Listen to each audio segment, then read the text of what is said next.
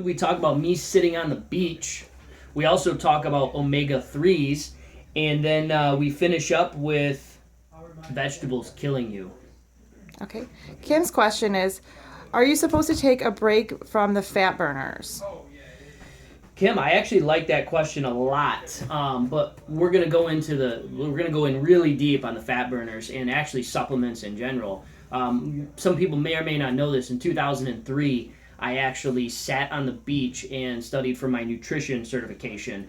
And at the time, I was a personal trainer. I got certified nutrition. I was also working at a supplement store. So shout out to my friend Matt down in Stuart, Florida, just killing it on the supplements. So in that time, I learned a lot. I worked with hundreds and hundreds of people who actually took fat burners. And then I also competed in bodybuilding from 2001 to 2012. So during that 11 years, I actually dieted 21 times, got down to like 5% or less in my body fat. And each one of those 21 times, I used a fat burner.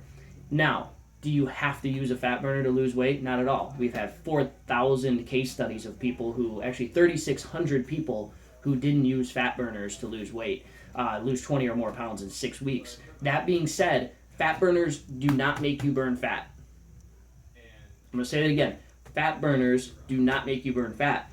The way we use them are way different than what people think. So let's get right into it. 5% is about what you can expect a fat burner to help you out with. And to answer your question in the beginning, yes, you do need to stop them every once in a while, but I'm going to go into why. So 5% is about what you should expect in addition to like eating well and exercising. Now, a supplement supplements your diet, exercise, and nutrition. It does not replace your exercise and nutrition. I think that's where people kind of get mixed up. So let's go into the first two that we use. The first one I'm a big fan of is the AM Fat Burner. What this does, it has caffeine in it. It also has ginseng, has green tea. All of these things have been shown to help burn fat. But the main purpose of a fat burner is to give you energy.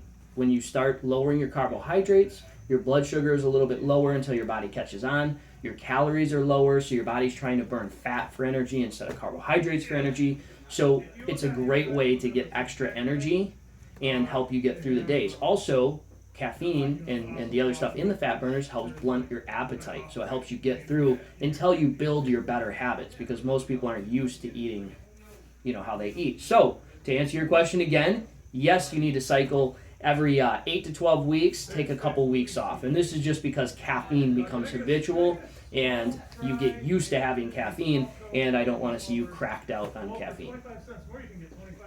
Okay. Next question. Lisa want to know, during her weight loss program, she was told to have almonds, but she wants to know what other nuts are good for you. Wow, that's a good question too. My answer to this question is a few things. Whoever told you to have almonds is an absolute genius. We're going to edit in the wink, and it's going to make a little ding when we do that. Yeah. So he's an absolute genius, whoever designed your weight loss program. And the reason why he put the almonds in there was that almonds are rich in omega-3s. And for those of you who don't know, your brain is made out of omega-3s.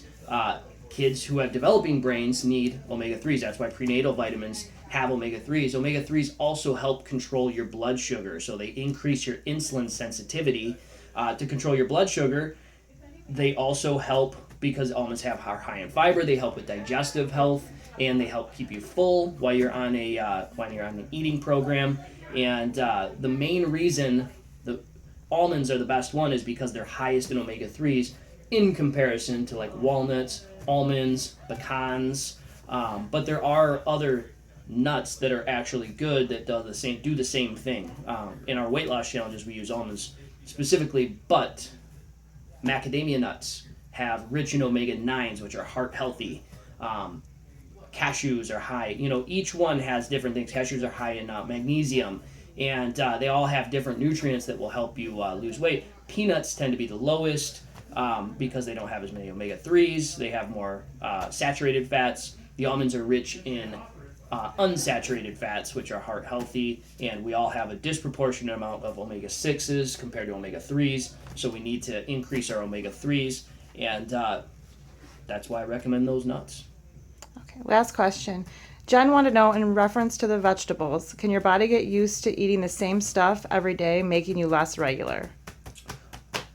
That's a great question too. Let's answer this one a little bit deeper too. Jeanette, you ready for me to answer this one a little deeper today? I'm ready. Okay. Plants can be toxic in high amounts.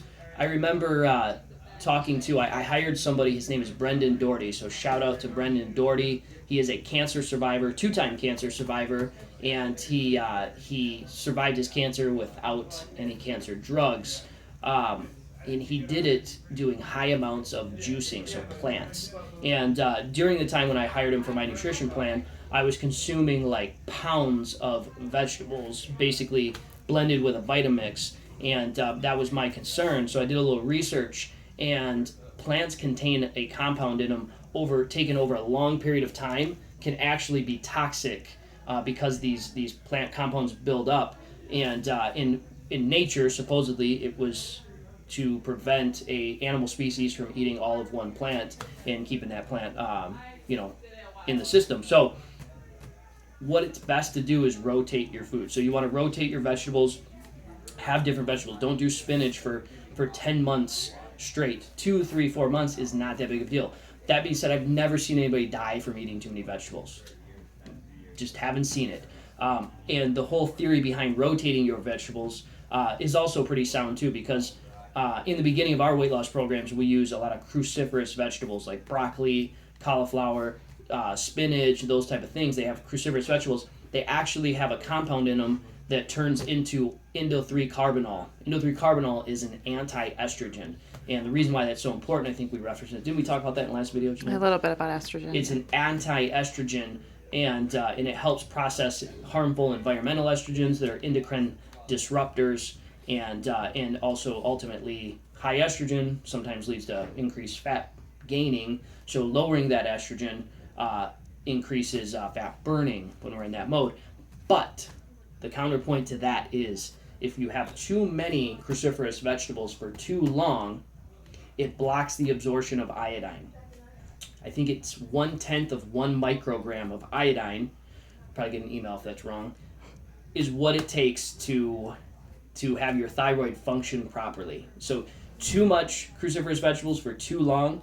So that's why we want to have ultimately, once you've lost your weight and you're close to your ideal body weight, have a real mix of vegetables. Have some cruciferous a couple days, then have some other vegetables, because each vegetable has its benefits. Asparagus has detoxing effects and everything else. And I think your question specifically was about the digestive issues. Now, everybody reacts differently to different foods. So your body gets used to certain foods, or you may be able to have broccoli for so long, but keep in mind that broccoli is a gas-producing, cabbage is a very gas-producing vegetable. Nightshade vegetables like peppers, tomatoes, all of those will increase inflammation. So everybody, what I have each day is going to be way different than what you have and what Jeanette can have. Travis, what anybody can have is different. Best thing is to get down to a few different foods that you eat each day. Add one new food every 3 days, and that'll assess your tolerance to a food. Doesn't mean you're allergic to the food, but it'll assess your tolerance. So if you feel bloated, gassy, whatever, it's actually going to help you decide what maybe tomatoes work for you, maybe peppers work for you, but this will help you figure out what's unique to your body and your digestive system, what works for you. And the best thing you can do is try a different vegetable. If you don't feel good, you can always go back to what you were doing. If you do feel good, you've gained that. So it's all just a learning process of what works for you.